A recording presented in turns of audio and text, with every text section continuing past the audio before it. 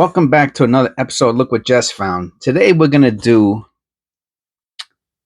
the federal wrap rolls.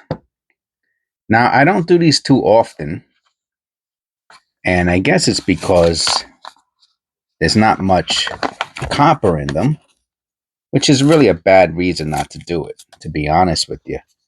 Because I have found some very, very good errors in these rolls. Really good stuff. But for some reason, from this box, I should say, not from this bank, from this box, oh, it looks like we might have one copper there. That would be a surprise. I don't think it's copper. I really don't. I hardly ever find any copper in any of these rolls. If I remember correctly,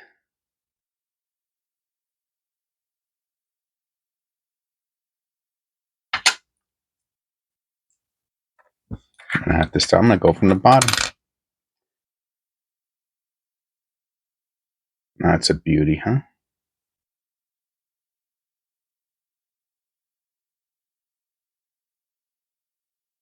If I remember correctly,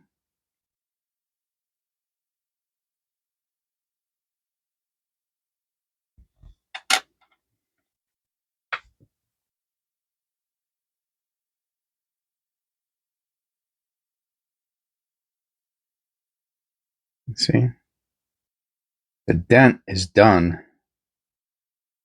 Right? Looks like a little football rim dent.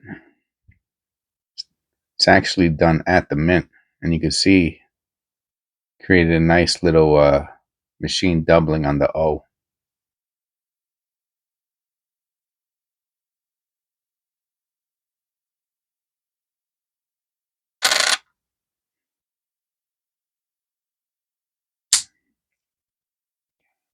Here's the one I was like, maybe this is copper. It's not copper. I doubt it. No, it's not copper.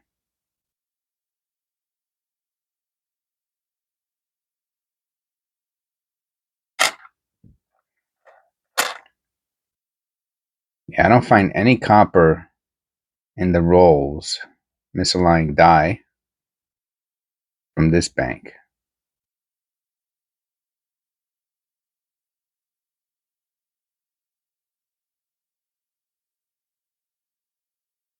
Misaligned both sides, so it's off-centered.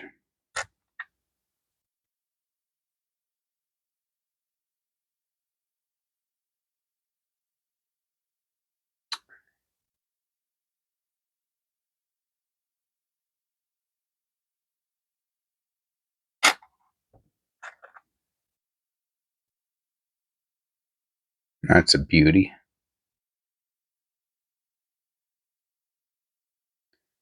You know, the one thing that's nice about the newer rolls, right, from the Fed or the bank, or whoever's doing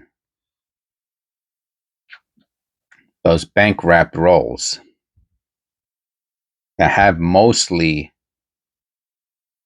newer pennies, is that errors are easier to spot.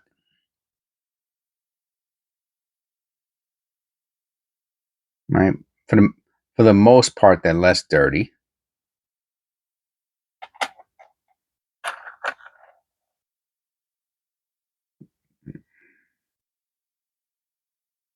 I'll have to look at this later. I'm pretty sure it's a zinc. That's a pretty wild one.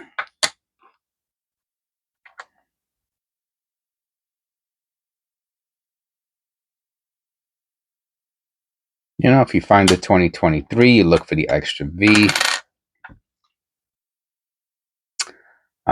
Eric from keeneEyeCollectables, his channel is in the description below.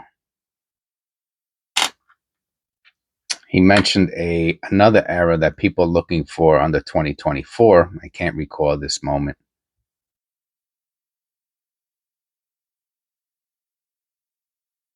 And so basically the the amount of errors you're looking for is really much more limited, right? Because you're limiting for the most part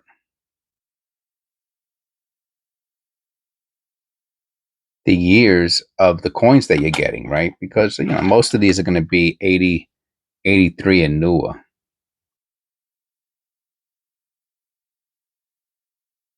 Personally, I think they're taking the copper out. Even though I have found a couple wheat cents, but I really felt those were anomalies or super error on the Fed's part or the bank's part. See, here's a 2023. Now I look for the extra V. Right? I mean, you know what to look for.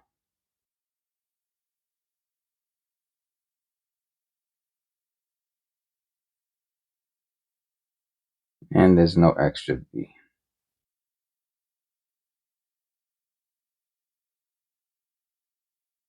I'll still look for other errors on the cent. There were no other errors.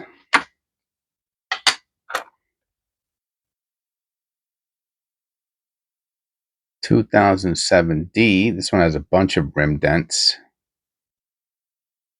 Probably the collar was starting to go. Or it could have got some damage outside.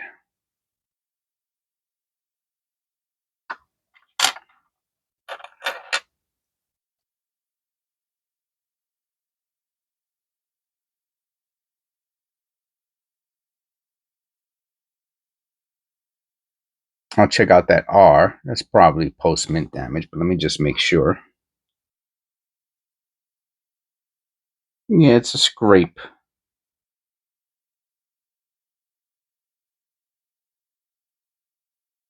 Yeah, so the other thing that's nice about the newer rolls, with that don't have copper and stuff, is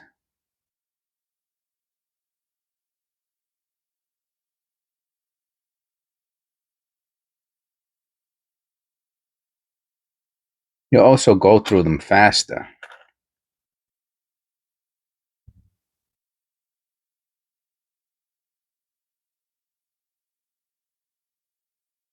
That's an interesting pattern.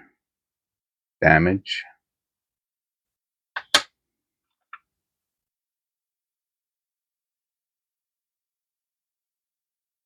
Because you don't have to look quite as hard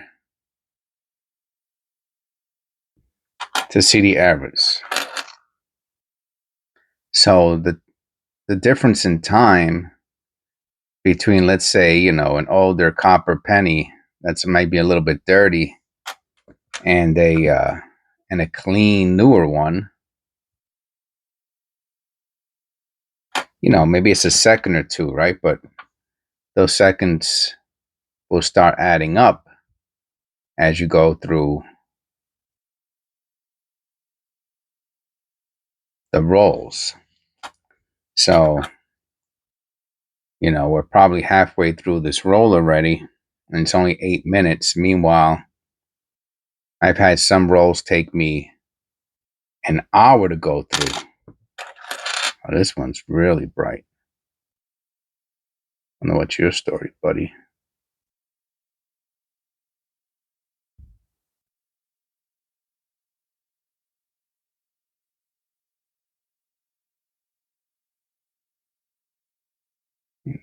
That's a beauty.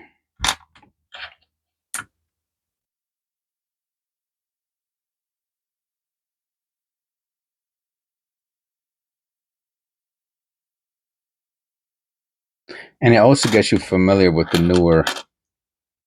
newer pennies, right?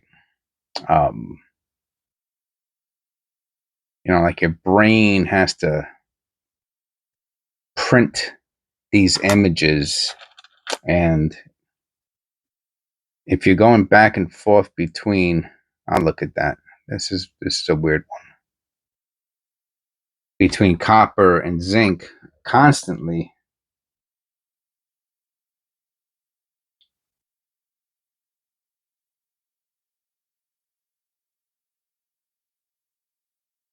You know, I think that's just dirt.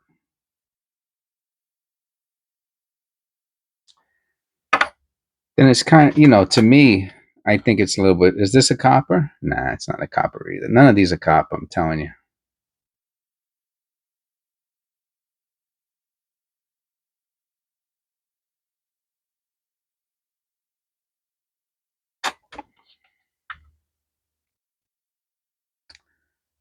Right, but when you just look at zincs for quite some time,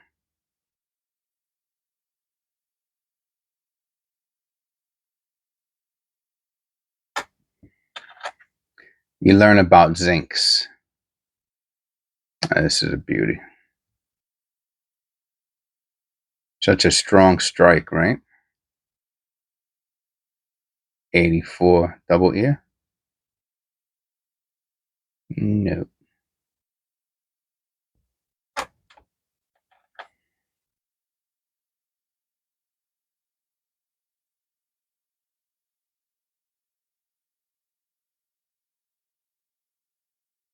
So there's something to be said about, you know, focusing on one um, type of coin. I tell the story. I've told the story a few times already. Unless you've watched hundreds of videos, you might not have all my videos. You might not have heard it. But 15 years ago, when I started collecting basketball cards,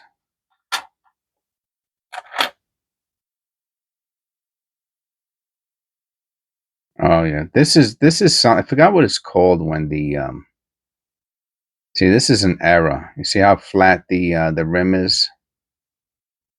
Yeah, both sides.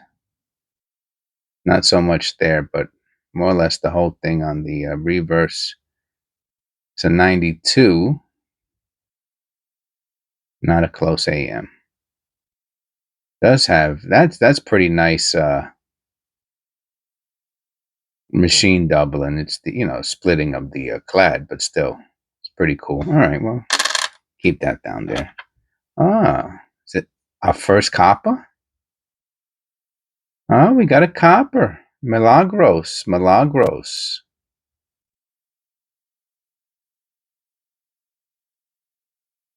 Got a copper.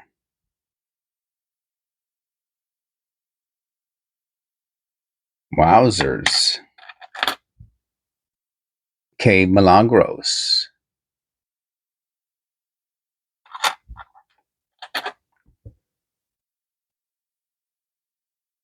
And you know, I really didn't know what I was doing, and I didn't want to waste my money, you know, which we've all done it. So I went researching how to collect 83D. I have to look at that. So that is a that's an interesting one.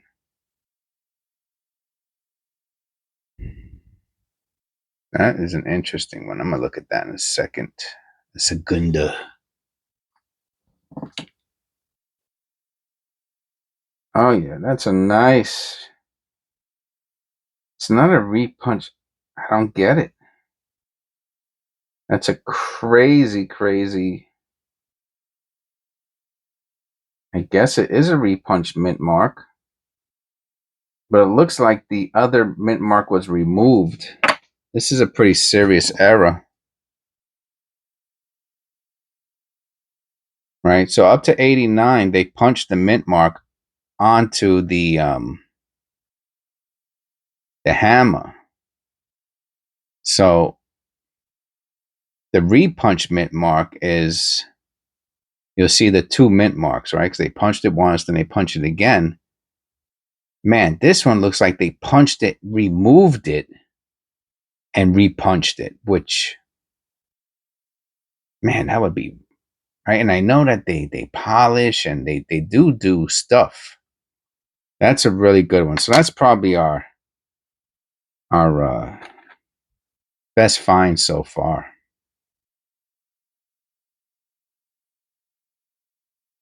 Speaking of 89s.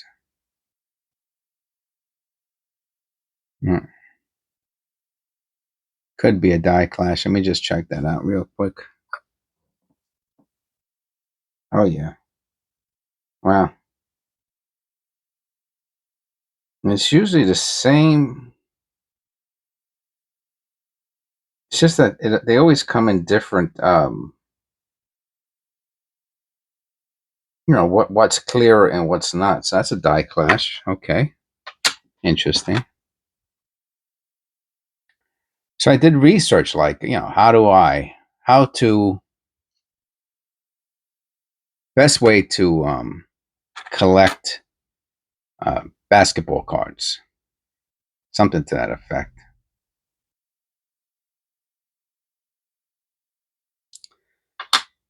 See how quick we got through this one? So that's why I had another one off to the side, just in case. I had a feeling I was going to get through this kind of fast.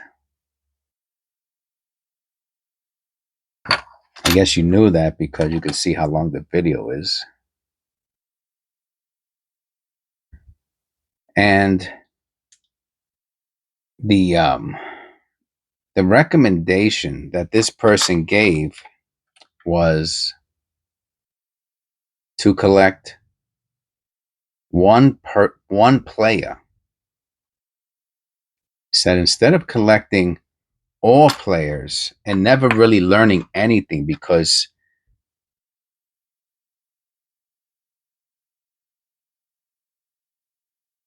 you're not going to be able to concentrate, no white AM, on anything specific. And the dynamics or the different variations of each player is so vastly different that it'll be confusing, especially for a new collector. So I decided to collect Shaquille O'Neal cards. So there was one copper in that whole thing. We got one copper. That was the copper. I told you, there's like 0 copper in these. Here's our next one.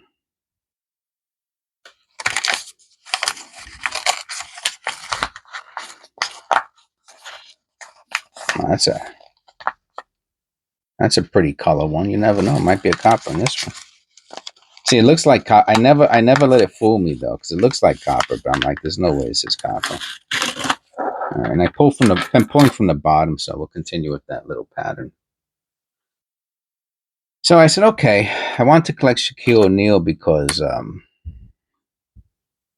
I said, oh, he's a great back. That was 2000. It was 15 years ago, so 2000, and let's call it 10. I think is when I started collecting. It could have been the end of 2009, but let's say 2000. So 14 years ago, 2010. And for a few years, I collected his cards, a lot of them. They were really cheap. Or maybe maybe compared to the. Oh, that's a beauty. Look at that off camera. Yeah, this is something else.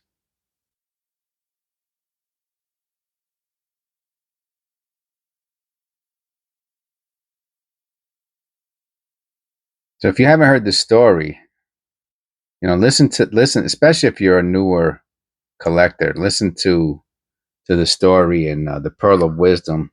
I'm gonna look at this under the loop real quick. I love them when they have these really beautiful finishes like this one does.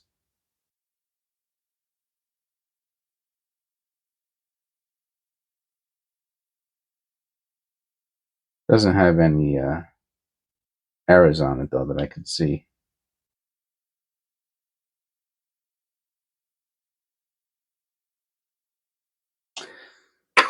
So I collected his cards for years and years, and I had thousands and thousands and thousands of his cards, rookie cards, graded cards, the whole 9 yards. Okay, why is it doing that? Because it's too shiny.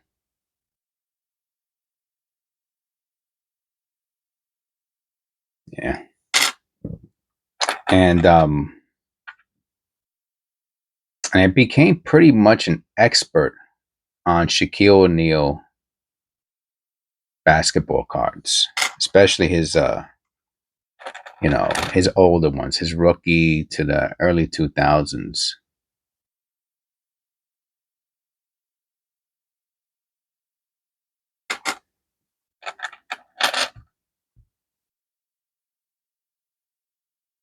So because of that, right? Because of learning his cards, like I knew the year, you know, the variation, the year,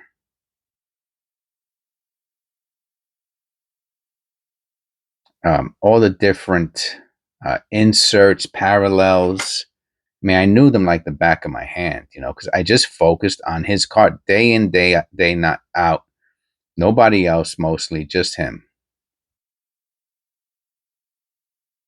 And so what happened was, as a result of that,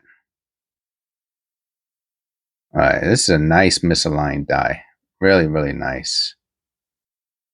Really, really nice. Goes right through the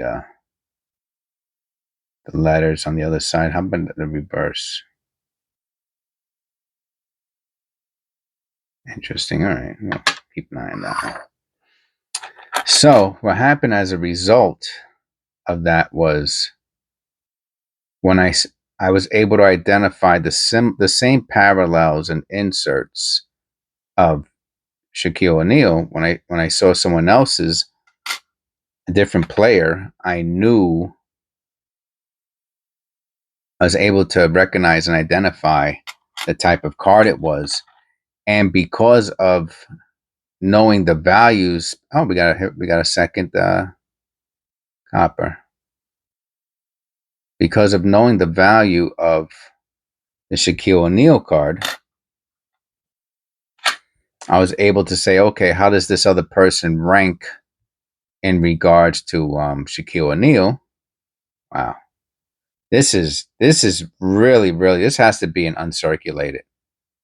It really, really does. This has got to be one, and a 21D. I don't even know if I've ever found a 21D before. This has got to be one of the brightest pennies I've ever found. I mean, I know it's not a proof, man, but it is close. So, for example, you know, like, so Shaq won four championships, three with the Lakers and one with Miami Heat, and right, three with Kobe and one with Dwayne Wade. So, for example, Kobe, right? So a Kobe card, you know, Kobe won 5. So Kobe's cards were always worth a little bit more than Shaquille O'Neal's. So if there was a parallel for Shaquille O'Neal, right, a special card, one of his special cards, and let's say it was worth $10 in a certain condition, you know, then I found the same Kobe card in the same condition. I could pretty much guess that the Kobe card was worth a little bit more than the Shaq card. So it gave me an understanding. It gave me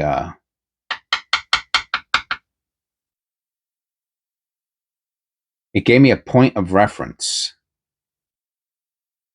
which I would not have had I concentrated on the thousands and thousands of basketball players that there were. I would have had no point of reference because, you know, I could only learn so fast, right? And with all my brain power, I was able to concentrate on one basketball player, and that's Shaquille O'Neal. If I would have tried to do that with two, yeah, there's something weird about the edge on this, like the punch. It has a weird. I felt it as soon as I picked it up. So give me a point of reference, right? And so why am I telling this story? Because it's to me, I see the value of that pearl of wisdom in regards to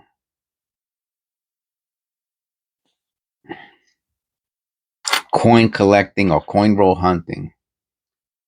Let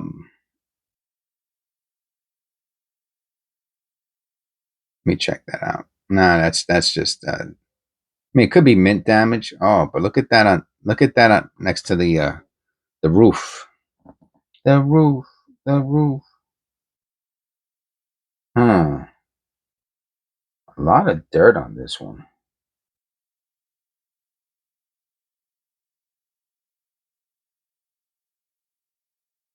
Yeah, I'm just going to throw this into the cleaning pile because the dirt is, for some reason, really pooling around the letters and the date. Like, it's weird.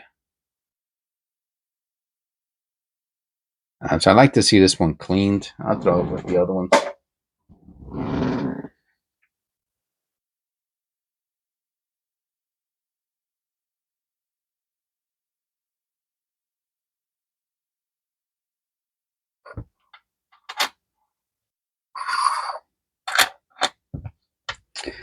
So that same thought process can be applied to coin roll hunting or coin collecting, if you will. Let me check that out real quick.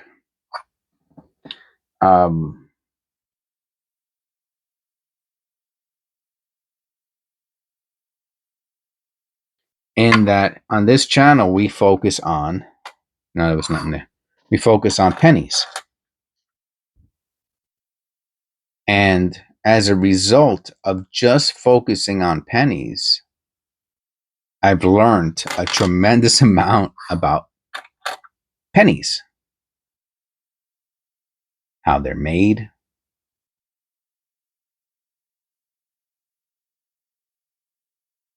the differences, the variations by year,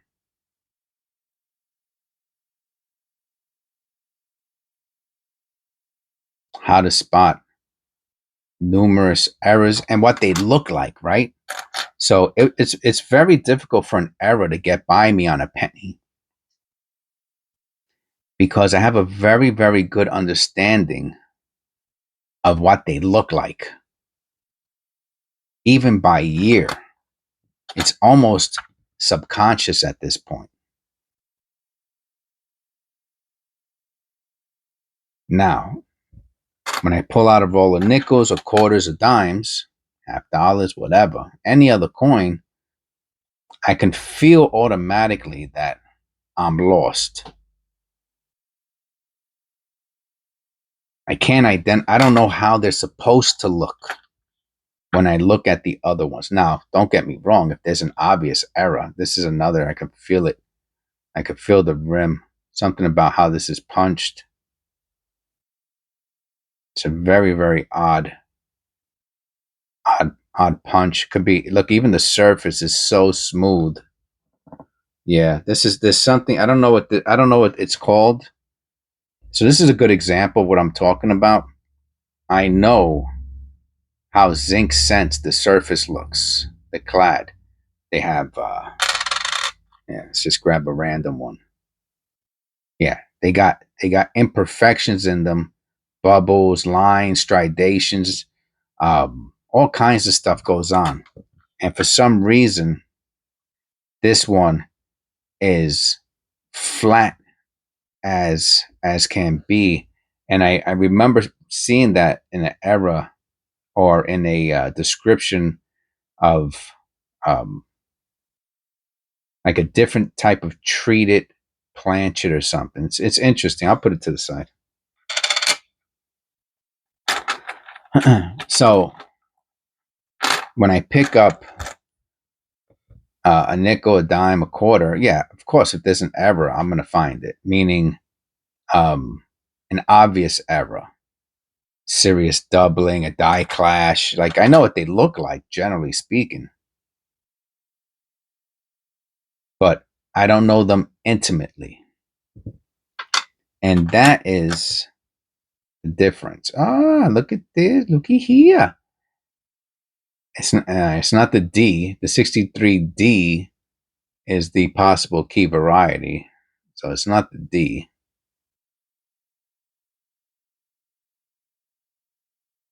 We found two. Now the question is, what is that? Is that staining? It has to be, right?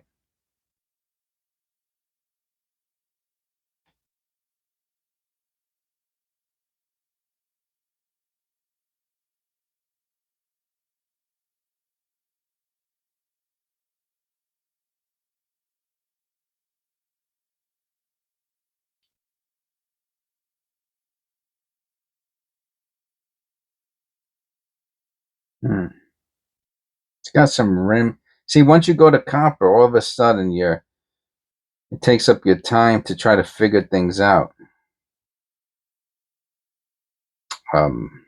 Yeah, I'll put that into the fines. If it was cleaner, I could have put it into the AUs, but it's not. But when it comes to pennies, for the most part, I'm pretty intimately familiar with what they're supposed to look like. All right, so there, right there, as soon as I look at that 4, I'm like, okay, is that a doubled 4? Then I'll look at the map. 84P is the double ear. Is there a double ear there? I do not see the double ear. And I'll check out that 4 under a loop. If it is doubled, it's probably weak.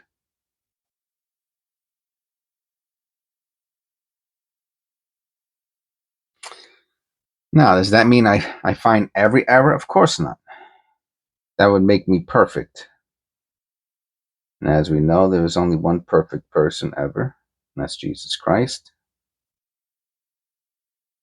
Son of God, and nobody else besides him is perfect. I say is because, of course,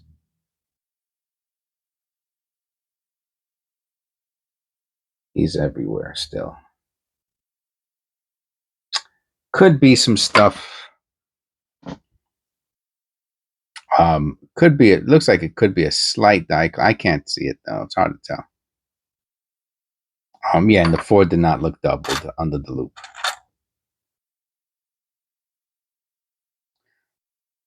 And it's also what makes the channel interesting, right? Because, for example, we have 5 members. We have Sandra. We have Cat. We have Donald. We have Otis. And Otis, gives me a lot of direction. All the members do, but Otis, has a lot of knowledge, and he lets me know when I make a mistake. So, that's the beauty of imperfection, of still learning and having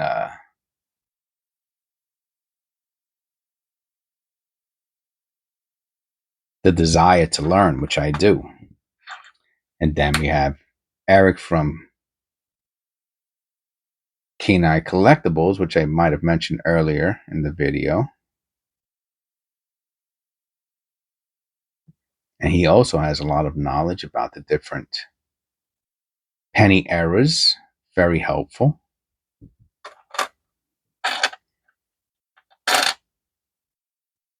But because I focus on pennies only, I was able to quicker probably than normal learn about penny errors, as opposed to if I was doing all these other different denominations. There's no way I would have an understanding of what I understand now as far as pennies go. I mean, I used to have people argue with me about all kinds of stuff in the beginning, and because I didn't know, it frustrated me. For example, I used to get told all the time, there's no such thing as a penny. It's a cent, right? And not for nothing. It's probably debatable. Maybe it is debatable. Maybe there is no such thing as a penny. You know what I mean? But I didn't know, you understand? Because my reference, my knowledge, my base of knowledge was so weak that all I could say was, oh well, for 50 something years I've been calling it a penny, so it must be a penny, right? And that's a pretty weak argument, right? Because it really doesn't come from any point of knowledge. But as I kept on doing more and more videos, more and more research, oh, look at that. Let me look at this real quick. there was something that I realized, and it's funny because I didn't realize it initially, right? It took me months and months of thinking about the question: is there such thing as a penny? There were references on Google that says there's no such thing as a penny, right? And after months and months of thinking about it, there was something. It just occurred to me one day, right?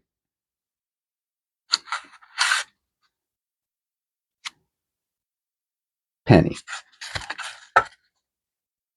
penny, and these are all from different banks and stuff like that. You know, even yeah, just threw it in the garbage, right?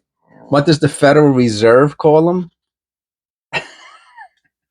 So there's, they're called pennies. You know what I'm saying? I mean, they're also called cents. They're called both. But my point is that I didn't have the ability to rationalize through a simple problem because I was so unfamiliar with the subject matter. But then as months went by, I just became so intimately familiar with pennies, specifically a penny. If someone tells me, oh, that's not called a quarter, or that's not called a nickel, I don't know. For all I know, you're right. I have no idea about quarters, nickels, dimes. I really don't. All I could do is say, I'll do some research on the matter. I'll get back to you, and I'll probably be wrong. But now, when it comes to pennies, specifically pennies, I pretty much know what I'm talking about, man. you know, and that's because I'm only concentrating on pennies, and the friends around me who support the channel have enriched my knowledge of pennies specifically, right? Eric has told me about so much of the new eras that I had no idea about, and if it wasn't for him, I wouldn't know about them. Otis has told me about a lot of the older copper penny eras, which again, I would not know about. And then, of course, the subscribers, viewers, comments, Sandra and Cat, other members, yes, and that has added to my understanding. But it's helped tremendously. So it's one of the reasons I feel super comfortable and confident about this channel and the work that we do here, which is gaining an understanding about United States pennies, aka cents.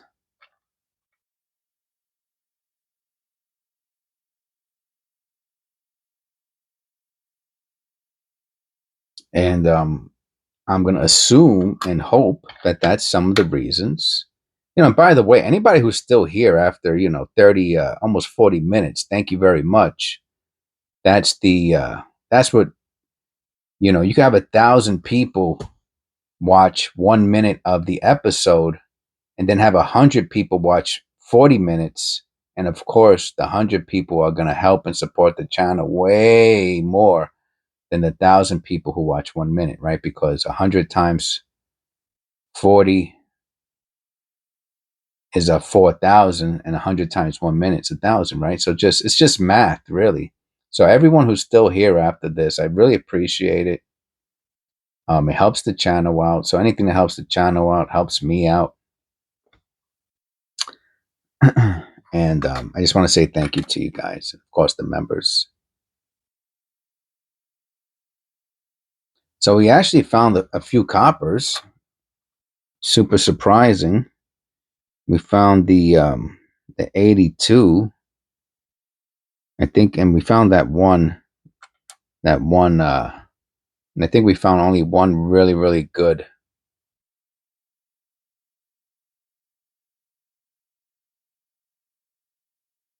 error, which I'll just look at real quick again.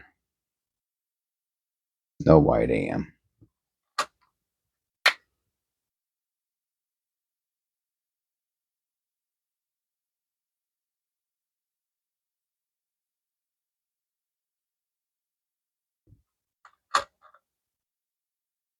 And the best one we found today was this one. Yeah, that's a great. I have to be honest with you. You know, I'm gonna call it a repunch mint mark. But it almost looks like. Well, it would still be a repunch, even if it's a repunched over an erased mint mark.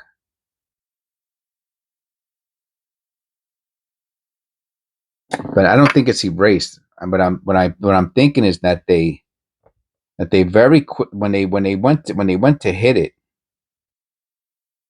um, they mishit it, or they hit it light, and then look how hard the mint mark is. It's such a strong strike. It's so vibrant.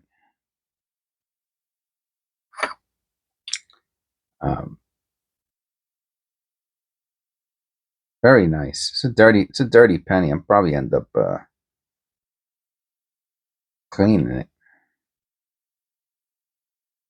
I mean, it doesn't have tremendous value, but I think it would be more attractive if it was cleaned. I'll probably end up cleaning this one. Very nice. So this is the winner chicken dinner, and then what was the other one we found?